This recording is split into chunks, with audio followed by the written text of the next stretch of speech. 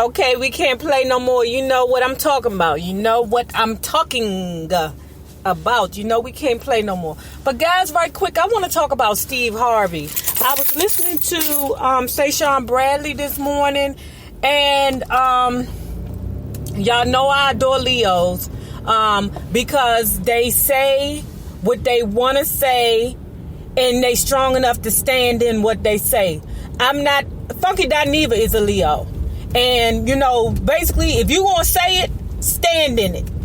And I dig what he said about Steve Harvey. Guys, I'm not a big fan of Steve Harvey anyway. So the fact that he made efforts to talk to Donald Trump doesn't really surprise me.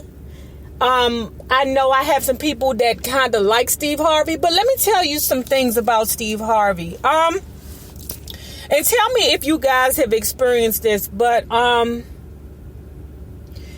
or felt this or experienced this. Like, remember when he made that book, Act Like a Woman, Think Like a Man? You know? It was a very good concept. Very, very good. But I'm going to tell you something about my Leo, okay? He told me, Nay, ninjas is mad at him. Ninjas call him a clown because how you going to sell the game that you pulled? Which is true. And I don't know why women hold Steve Harvey on such a high pedestal when the man that he's telling you to beware of, he is. He is. And I'm going to keep it honest with you. And I'm going to tell you real talk. Marjorie, his wife, I mean, bless her beautiful heart. Bless her. She's beautiful. But let me tell you something about the background information on Steve Harvey and Marjorie. Beautiful woman. I will never, never take that from her. But Marjorie is a gold digger. And if you Google Marjorie and her background, you're gonna see other things out there to support what I'm saying. But what's crazy is my ex or my dude had broke it down to me and was like, yeah, she was an old dope boy. I mean, she was a girl that chased dope boys, and she was messing with a big time dope dealer back in the day. And I can't remember whether it was from Detroit or Chicago. I can't remember. Where is he from? Is he from Chicago? But anyway, she was messing with a big time dope dude.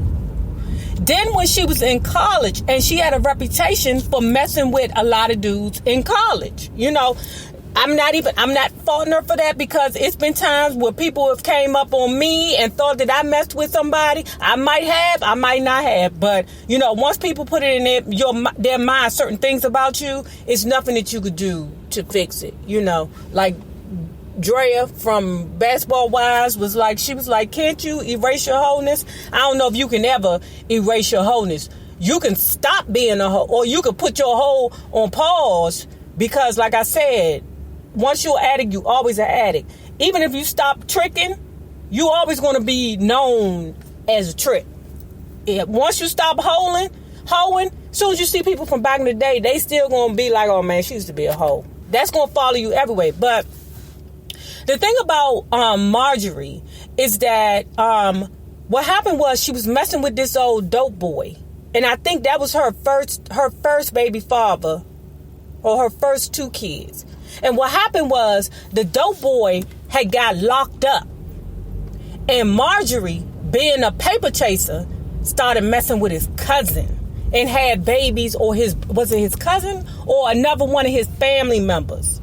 So she went from messing with one family member to another, all in pursuit of that paper. Now get this.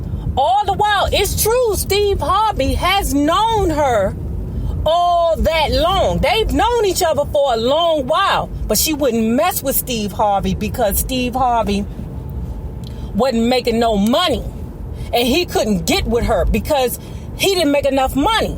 But all the while, he was with his wife, the one who he basically carried for Marjorie. Ain't this some ninja stuff?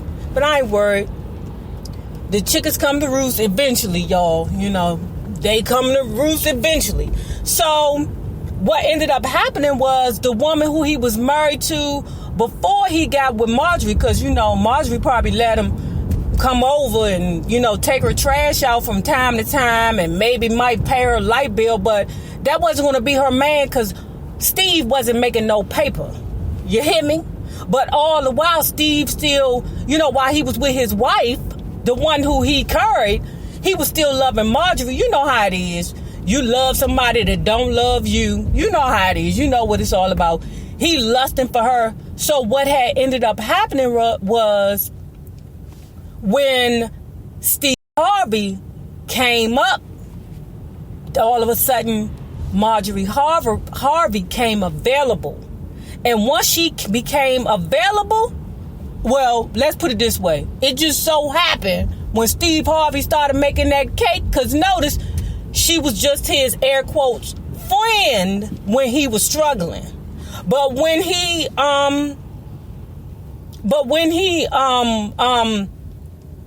made the money, now all of a sudden he done found the love of his life. She been a friend of his forever, been around for years. Yeah, because she was letting you come to her house and take out her goddamn trash and maybe go, you know, do, you know, a few things to her from time to time, but she wasn't going to be with you because you was broke and she was an old paper chaser.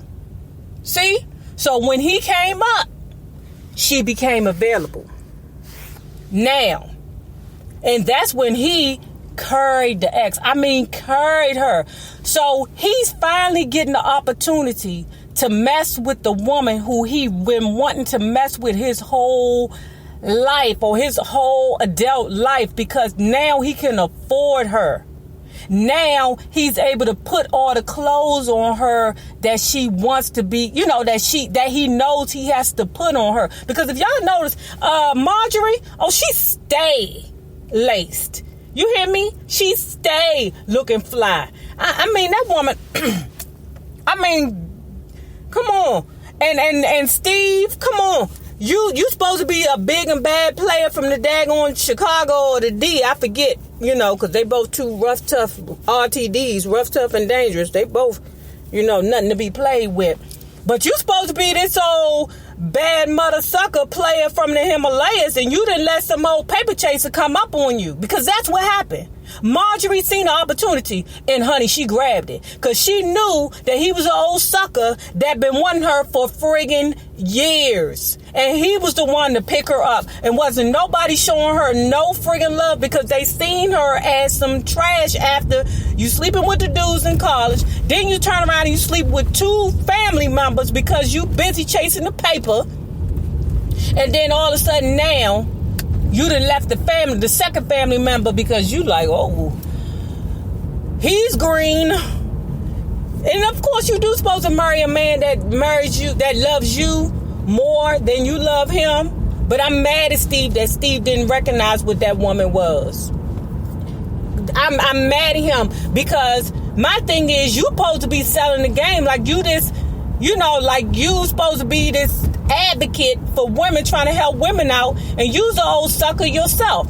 That's why men don't have no respect for him, because one, how you gonna sell the game that you friggin' played? Now you out here, you got all these women thinking all these different things, you know, that they supposed to pull all these plans and all this other mess, and you getting played right now by the biggest hoe out there. You know, that's supposed to be what, you know, they saying about Marjorie. I don't know that lady, but it's a lot of things out there to say that woman has had, you know, that she's a gold digger.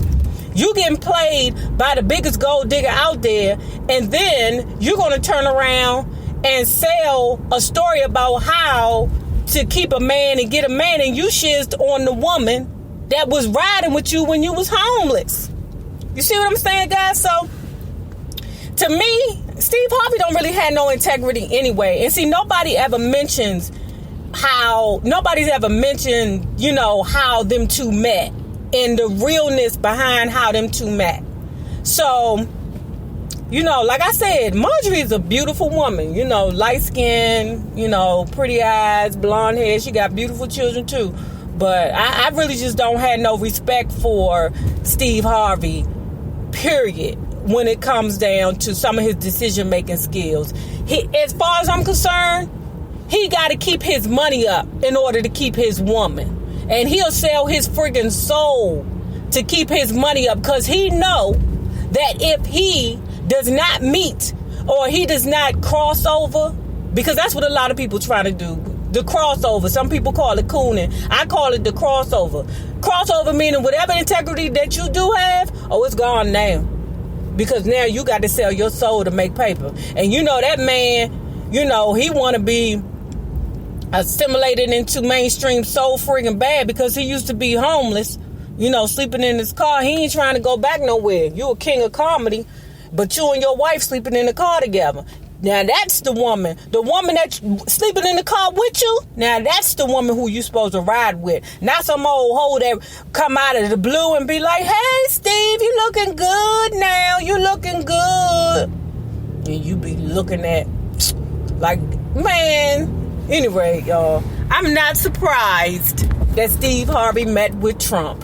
He got to keep that money coming in whatever way he can to afford his woman. And that's the truth about that. Now, guys, don't forget, I'm still, I want to give you the status on how much money I have in my PayPal. Guys, I have, last time I checked, I think it was like $250 since I made that first video. I'm like, oh my God, y'all are really serious about helping me. Y'all are really serious, because I told you I want to get that Mac, and one of my people has said that I could go to Groupon, I think, and get one for $900. I think that's what she said. I don't know, but anyway, guys, don't forget to contribute whatever you can.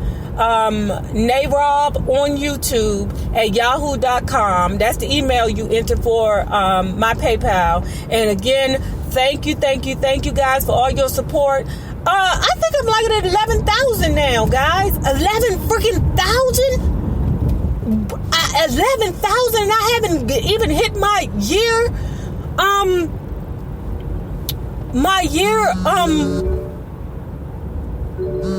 Yeah. There go my best friend.